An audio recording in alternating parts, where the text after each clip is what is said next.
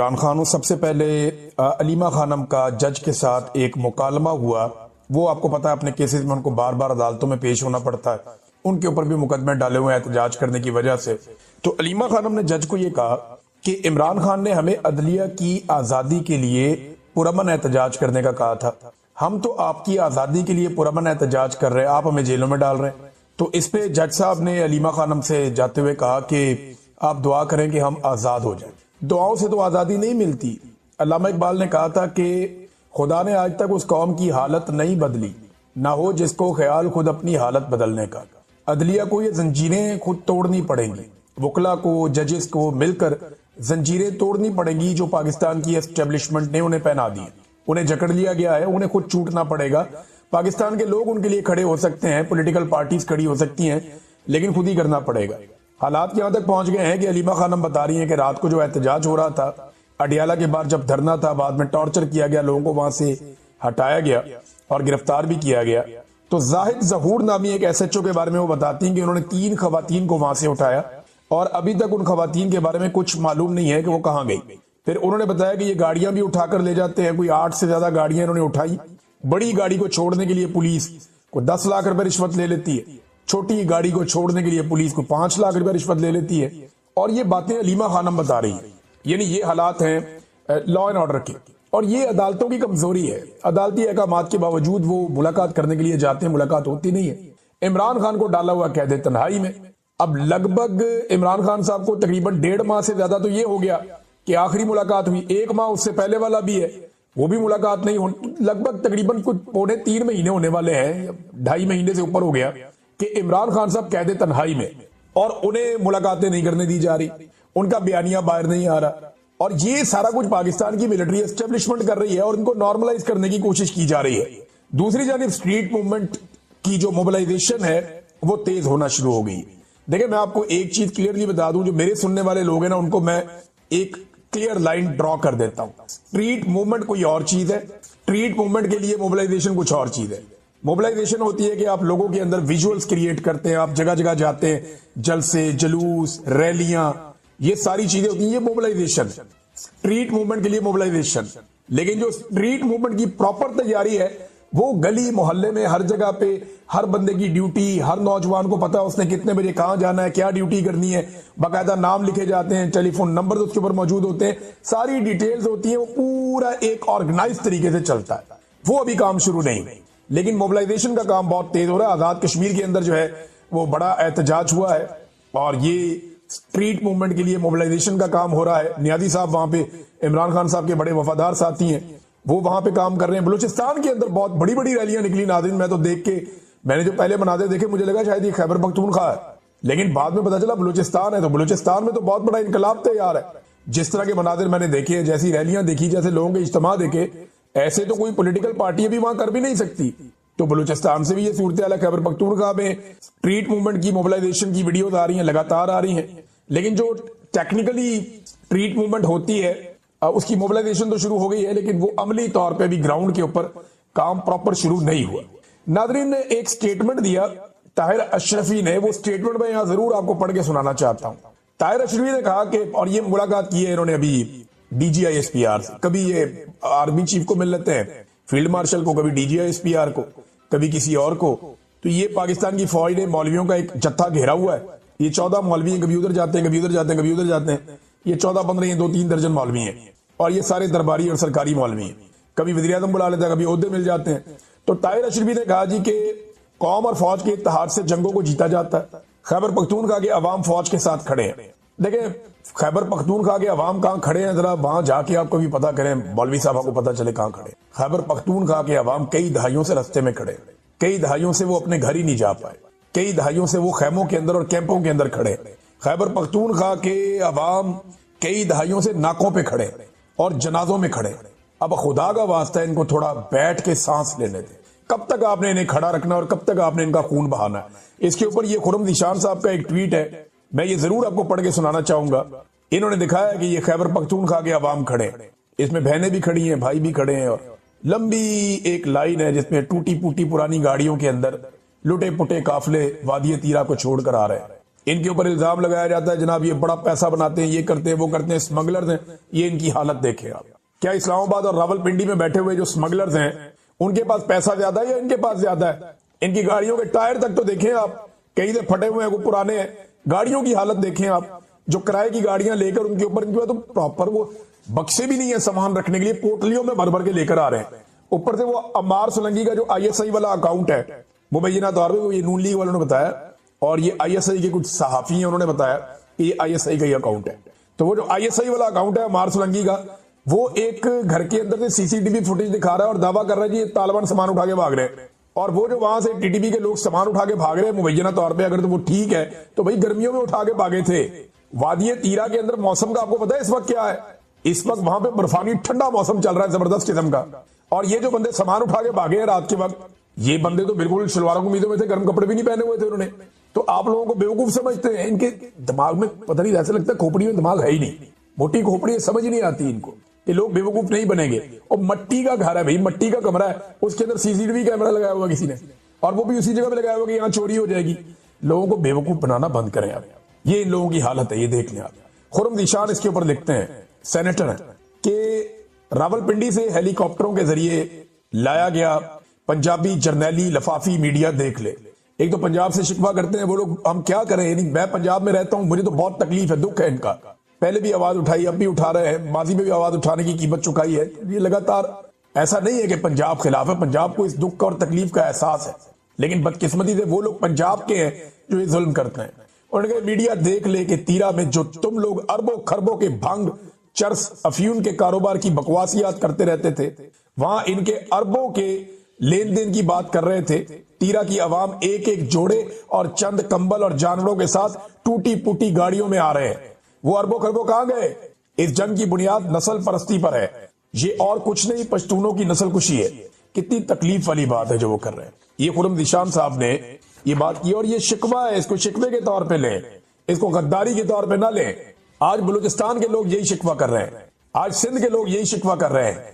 بڑے لمبے عرصے کے بعد زمان پارک میں رونق واپس آئی. زمان پارک کے راستے بند کر دیے تھے پولیس نے، اور پنجاب میں خاص طور پہ لاہور میں سہیل آفریدی جہاں جہاں گئے وہاں پہ پہلے سے پولیس نے راستے بند کیے. حکمت عملی یہ ہے کہ زیادہ لوگ اکٹھے نہ ہو پائیں. یعنی سہیل آفریدی کا راستہ وہ روک نہیں سکتے، کیونکہ ایک وزیر اعلیٰ کو روکنا، ایک وزیر اعلیٰ کو گرفتار کرنا یا صوبائی وزراء کے ساتھ ایسا کرنا، یہ پروٹوکولز کے خلاف ہے. اور اگر وہ ایسا کریں گے تو یہ ایک لمٹ اور کراس کر جائیں گے. ویسے موجودہ حکمرانوں کا اور اسٹیبلشمنٹ کا کوئی پتہ نہیں کہ وہ کوئی بھی لمٹ کراس کر سکتے ہیں، کیونکہ ایک پاگل پن ہے، ایک ذہنی مرض ہے جو قابو ہی نہیں آ رہا. بہرحال سہیل آفریدی کو تو گرفتار نہیں کر رہے اور زبردستی سہیل آفریدی کو روک بھی نہیں پا رہے، لیکن سہیل آفریدی کے آنے سے پہلے جیسے ہی ان کو اطلاع ملتی ہے کہ اب یہ فلاں جگہ پہ جائیں گے تو وہاں پولیس پہنچ جاتی ہے، رکاوٹیں ڈال دیتی ہے، بیریئرز لگا دیتی ہے، اور کوشش کی جاتی ہے کہ کم سے کم لوگ اس جگہ پہ پہنچے. لیکن ہر جگہ پہ اس کے باوجود بڑی تعداد میں پاکستان تحریک انصاف کے لوگ آ جاتے ہیں. یعنی اتنی فستائیت اور اتنے ظلم کے بعد جب آپ کو پتا چلے فوری طور پہ کہ اب یہاں جانا ہے تو کارکن پہنچ جائیں تو یہ بڑی بات ہوتی ہے. اور بہت سارے گرفتار بھی ہوئے ہیں، ہر گھر کے اندر چھاپا پڑا ہے. جو کارکن ہے پاکستان تحریک انصاف کے، ان کے لیے زمین تنگ کی ہوئی ہے. لمبے عرصے سے پاکستان تحریک انصاف کا جھنڈا تک اٹھانے نہیں دیا گیا. عمران خان صاحب کی کوئی فوٹو لگانے کی پنجاب پورے میں اجازت نہیں ہے. ایسے میں بھی اگر لوگ نکل رہے ہیں تو بڑی بات. زمان پارک میں بڑے عرصے بعد رونق لگی. یہ سہیل آفریدی صاحب گئے، رکاوٹیں پھر ہٹ گئیں. جب وہ پہنچے تو ان سے پہلے کارکنوں نے رکاوٹیں ہٹا دی، پولیس وغیرہ کو ہٹایا وہاں سے. یہ لوگ گئے، عمران خان صاحب کی بہنیں بھی آئیں، فیملی کے باقی لوگ بھی آئے، تو زمان پارک کو کھولا گیا. کافی عرصے کے بعد وہاں اندر کے مناظر لوگوں نے دیکھے.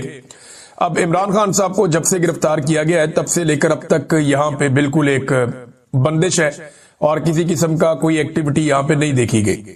لیکن اب ایکٹیویٹیز ہو رہی ہیں لاہور میں. وکلا سے بات چیت کی سہیل آفریدی نے، ایک اچھا تگڑا خطاب کیا.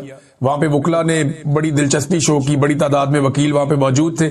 وکیلوں کو انہوں نے یہ کہا کہ جی یہ بدماشی پولیس کی آپ کو ختم کرنی پڑے گی، وکلا کو اپنا کردار ادا کرنا پڑے گا. اور وکلا یہ کر سکتے ہیں کیونکہ ان کا روز کا تھانے کچہری کا کام ہے. عام شہری جو ہے وہ تبھی حوصلہ پکڑے گا جب وکلا اور سول سوسائٹی اور باقی لوگ جو ہیومن رائٹس کے لیے کام کرتے ہیں، جب وہ کھڑے ہو جائیں گے تو عام آدمی بھی کھڑا ہو جائے گا، اور عام آدمی جو ہے وہ تو انتظار کر رہا ہے کہ کوئی بھی موو چلے، کچھ بھی ہو، دھکا لگانے کا ٹائم آئے تو عام آدمی نکل کر دھکا ضرور لگائے گا۔ یہ میں اچھی طرح جانتا ہوں۔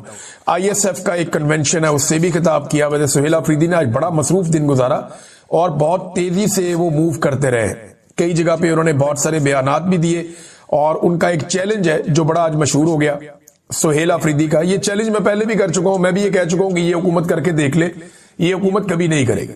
میں نے کئی دفعہ سروے کروائی، اسی لیے عاصم منیر بمقابلہ عمران خان، کیونکہ نواز شریف کا تو اب بیچارے کو تو اس کی اپنی پارٹی کے لوگ لیڈر نہیں مانتے۔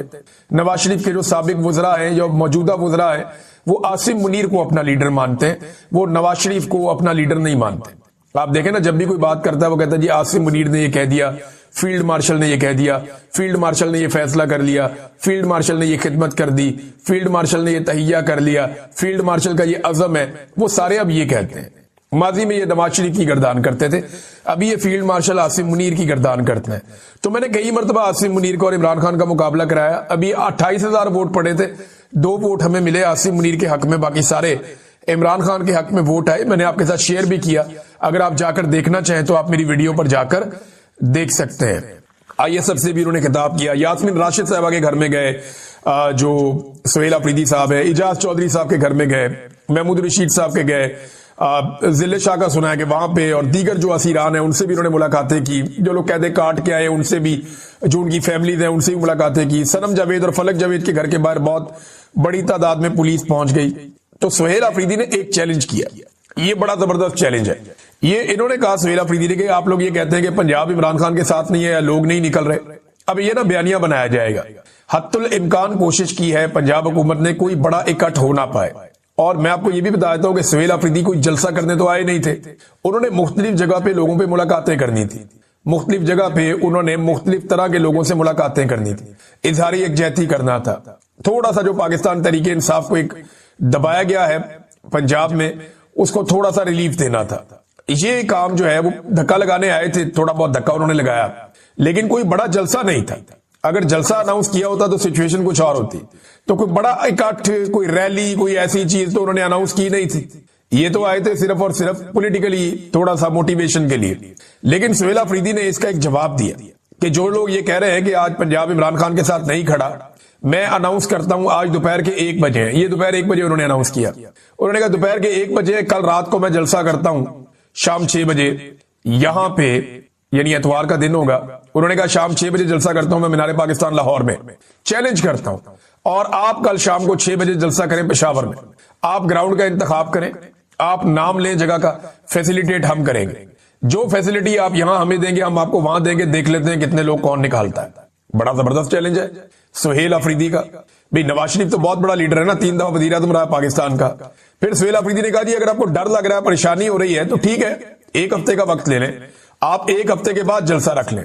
میں ابھی چیلنج کرتا ہوں سہیل آفریدی کو، یہ ابھی تک ٹائم نہ دیں، کل صبح بتا دیں، صرف 8 گھنٹے کے نوٹس پہ بتا دیں کہ آپ شام کو مینار پاکستان میں جلسہ کر سکتے ہیں عمران خان کے نام پہ، اور آپ کو روکے گا کوئی نہیں، نہ کوئی پولیس کا ناکہ ہوگا، نہ کوئی زیادتی ہوگی، نہ کوئی کنٹینر لگیں گے، نہ کوئی لاٹھی چارج ہوگا، نہ کارکن گرفتار ہوں گے، پورے لاہور کو اجازت ہے، لاہور کے باہر سے کوئی نہیں آئے گا، آپ جلسہ کر لیں مینار پاکستان میں، دودھ کا دودھ پانی کا پانی ہو جائے گا، ان کو لگ پتا جائے گا کہ عوام نکل کے آتی کہاں سے ہے۔ یہ تو فسطائیت کے ذریعے سے انہوں نے لوگوں کو دبایا ہوا ہے، گولیاں مار مار کے، قتل کر کر کے، گرفتار کر کر کے، گھروں کا سامان توڑ توڑ کے، یہ چیزیں کر کے انہوں نے لوگوں کو دبایا ہوا ہے۔ تو لوگوں کو ایک حد تک دبا سکتے ہیں نا، جس دن لوگوں کو پتا چلا کہ آج لوگ ہیوی ہو گئے ہیں یا لوگ حاوی ہو سکتے ہیں یا کوئی تحریک چل پڑی ہے، تو لوگ نکل کر ایسا دھکا ماریں گے کہ یہ آپ کو نظر بھی نہیں آئیں گے برطانیہ سے پہلے، میں ان کو اچھی طرح جانتا ہوں۔ تو سہیل آفریدی نے چیلنج کیا، اس چیلنج کا جواب ابھی تک کسی نے دیا نہیں۔ میں نا کچھ مناظر دیکھ رہا تھا ٹی وی چینلز کے، پنجاب اسمبلی میں ایک گملہ ٹوٹ گیا تھا، ایک، اب وہ بھی پتا کسی پاؤں کسی کا لگا ہے، چھوٹا سا ایک گملہ تھا وہاں پڑا ہوا تھا سائڈ پہ، اس میں ایک پودا بھی تھا، وہ ایک گملہ ٹوٹ گیا۔